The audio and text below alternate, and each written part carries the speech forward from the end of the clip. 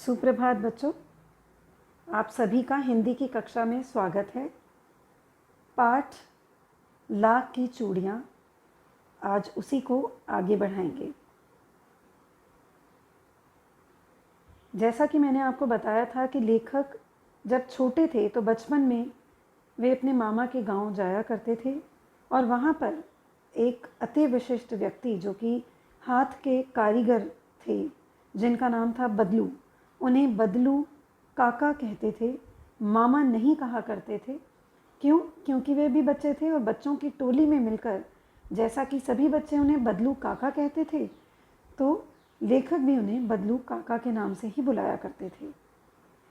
आगे वे उनके माहौल का वर्णन करते हुए बताते हैं कि कैसे बदलू जो था और उसका मकान कैसा था, थोड़ा ऊंचे पे बना था और उसके एकदम सामने सहन था, मतलब बैठक थी, जिसमें एक पुराना नीम का वृक्ष लगा हुआ था और उसी के नीचे बैठकर बदलू अपने ये जो चूड़ियाँ बनाने का जो काम है वो किया करता था। वहाँ पर जहाँ बदलू बैठता था उसके बगल में एक भट्टी दहकती, मतलब वहाँ पर आग जलती रहती थी जिस पर लाख को पिघलाया जाता था। मैंने आप सभी को बेटा लाख को पिघलाना, उससे चूड़ियाँ बनाना, ये सभी बातें पहले भाग में बता दी गई हैं, तो मैं उसके विस्तार में नहीं जा रही हूँ। और वो बता रहे हैं कि कैसे वो वही जो एक बेलन नुमा आकार की एक लंबी सी एक चीज़ होती थी जिस पर वे आकार दे दे के लाख को चूड़ियों का आकार दिया करता था और चूड़ियाँ बनाई जाती थी और उस बनने के बाद उस पर रंग किया जाता था। और बगल में ही बदलू ने एक हुक्का पड़ा रहता था। हुक्का आप लोगों ने देखा होगा, जो आज भी गांव के जो बड़े बूढ़े लोग हैं उसे गुड़गुड़ाते हैं। उसे वह बीच बीच में पीता रहता था और बनाने के बाद वह ऐसे अपने काम को देखता था जैसे कि उसे एक बहुत ही सेटिस्फेक्शन हो रहा हो कि उसने कितना सुंदर सृजन किया है, क्रिएशन किया है। क्यों?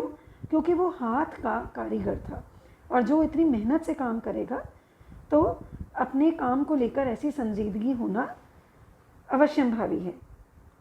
अब आगे बताता है कि बदलू जो है वो जाति का मनेहार था, एक जाति का नाम है, और उनका चूड़ियाँ बनाना जो था एक पैतृक पेशा था, मतलब चला आ रहा था उनके ख़ानदान में।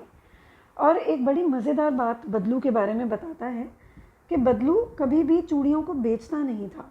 मतलब उस ज़माने में भी, अब ये इतनी भी पुरानी कहानी नहीं है कि यहाँ पर जो वस्तु विनिमय प्रणाली होती थी, बार्टर सिस्टम, आपने एसएसटी में पढ़ा होगा, पर बदलू जो था अभी भी उसी परंपरा में यकीन रखता था और वो चूड़ियों के बदले में चीज़ें ले लिया करता था।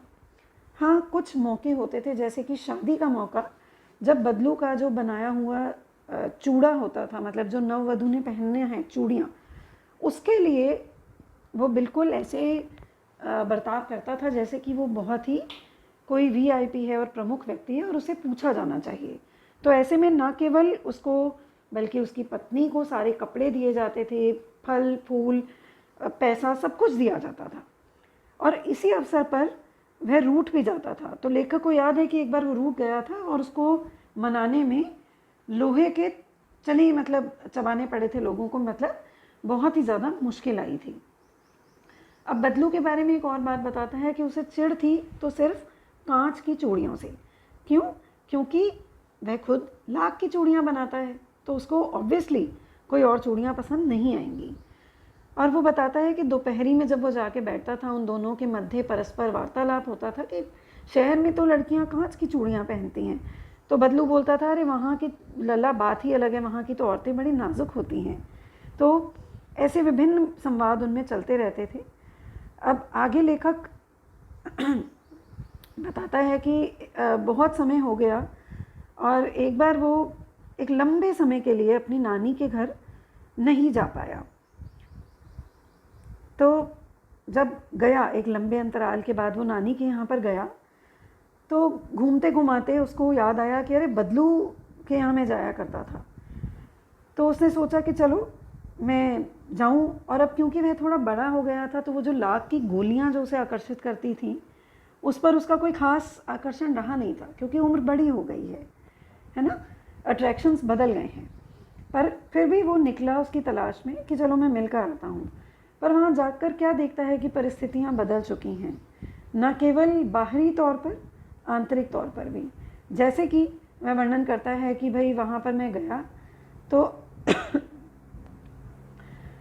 मैंने वहाँ जाकर देखा कि बदलू वही जो नीम का पेड़ था उसके चबूतरे के नीचे एक खाट बिछाकर, जो चारपाई होती है, उस पर लेटा हुआ था। और मैंने उससे पूछा कि आपने मुझे पहचाना? मैं हूँ जनार्दन। जनार्दन उसका खुद का नाम है बच्चे का। बदलू चुप रहा, जैसे कि वो याद करने की कोशिश कर रहा हो। तो वो बताता है कि मैं आ नहीं पाया, पर वो ये भी बता रहा है कि ना तो उसको कहीं भट्टी दिखी, ना मच्छियाँ नज़र आई। तो फिर उसने पूछा कि काका आजकल आप काम नहीं करते क्या? तो उत्तर मिला, नहीं का लला, काम तो कई साल से बंद है। मेरी बनाई हुई चूड़ियाँ कोई पूछे तब तो। गांव गांव में कांच का प्रचार हो गया है। वह कुछ देर चुप रहा, फिर बोला, मशीन युग है ना यह लल्ला, आजकल सब काम मशीन से होता है। खेत भी मशीन से जोते जाते हैं।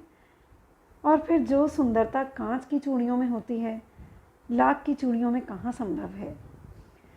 तो कहीं ना कहीं उसकी आंतरिक वेदना समझ में आ रही है कि अब प्रोग्रेशन के नाम पे, जो आधुनिकता के नाम पे हम मशीनीकरण करते जा रहे हैं, हाथ के काम बंद होते जा रहे हैं। तो हाथ के काम ही नहीं, बल्कि जो कारीगर हैं उनका भी धंधा चौपट हो गया है।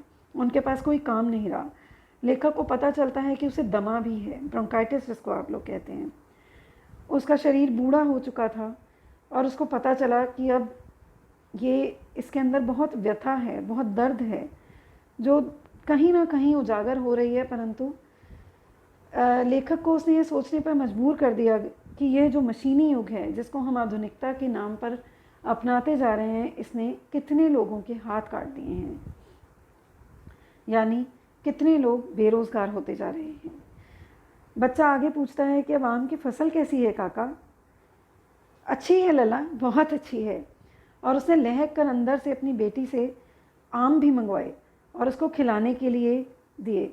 मतलब उस टाइम पर भी जब लोग एक दूसरे को नहीं पूछते हैं, तो वो कितना सरल व्यक्ति है कि वो अब आम देने में कोई संकोच नहीं कर रहा है। उसने ढेर सारे आम, सिंदूरी आमों की जो वैरायटी होती है, बड़ी ही टेस्टी होती है, आप सभी ने खाई होगी, स्वादिष्ट, कभी खाइएगा अगर नहीं खाई तो वो देता है कि ये लो, ये इसी साल आया है और तुम लेकर जाओ। और लेखक को लगता है कि देखो ये कितना अच्छा व्यक्ति है जो इतने सारे आम मुझे दे रहा है और अंदर से कितना दुखी है। तभी वो देखता है कि जो उसकी बेटी है रज्जो, वो जो उसको आम दे रही है, तो एक पल के लिए उसके आंखें जो हैं लेखक की, उसके हाथों पर ठिठक गईं। उसकी बेटी ने आज भी उन कलाइयों में लाख की चूड़ियाँ पहनी हुई थी, जो लेखक कहता है कि गोरी गोरी कलाइयों पर लाख की चूड़ियाँ बहुत ही फब रही थीं। बदलू ने मेरी दृष्टि देख ली और बोला, यही आखिरी जोड़ा बनाया था। ज़मींदार साहब की बेटी के विवाह पर 10 आने पैसे मुझको दे रहे थे। मैंने जोड़ा उनको नहीं दिया, कहा शहर से ले आओ। मैंने आम ले लिए और खाकर थोड़ी देर में चला आया। मुझे प्रसन्नता हुई कि बदलू ने हार कर भी हार नहीं मानी थी। उसका व्यक्तित्व कांच की चूड़ियों जैसा न था जो आसानी से टूट जाए। अब इस बात में देखिए कितनी वेदना है, कितना दर्द है कि कांच की जो चूड़ियाँ हैं सुंदर तो हैं, परंतु बहुत ही जल्दी टूट जाती हैं। तो वो बता रहे हैं कि बदलू ऐसा नहीं था, उसका व्यक्तित्व ऐसा नहीं था। वो कहीं ना कहीं उसे पता था कि अब उसकी लाख की चूड़ियों की पूछ नहीं रही, लेकिन तब भी वह पूरी तरह टूटा नहीं, झुका नहीं। तो अभी भी उसके अंदर का जो अच्छा व्यक्ति है वो नहीं मरा और उसने लेखक के साथ पूरी आत्मीयता के साथ संबंध निभाया, भले ही उसकी लाख की चूड़ियों का कारोबार अब समाप्त हो चुका हो। तो बच्चों, हमारे सामने ये ज्वलंत प्रश्न है, हमें सोचना है कि ये जो आधुनिकता के नाम पर हम तेज़ी से बदलते जा रहे हैं, ये कहाँ तक उचित है? क्या हमें सभी चीज़ों को भूलकर नया अपना लेना चाहिए, या कुछ चीज़ें आज भी ऐसी हैं जो हम अभी भी पुराने तौर पर रख सकते हैं? इसके साथ ही धन्यवाद। शुभ रात्रि।